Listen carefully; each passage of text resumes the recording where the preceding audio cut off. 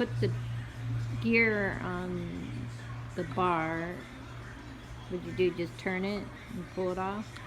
Just put it, so pop this off. These are universal. You use it for left or right.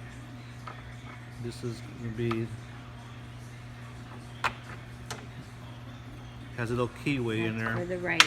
That way is for the right hand. Side pin and then turn. Lock it. Okay.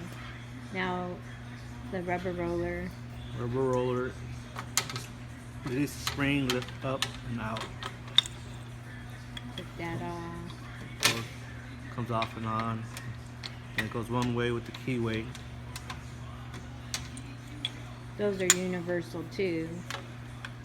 That way you just put on is for a right hand head. You turn it around for the left hand head. There you go. It's really easy.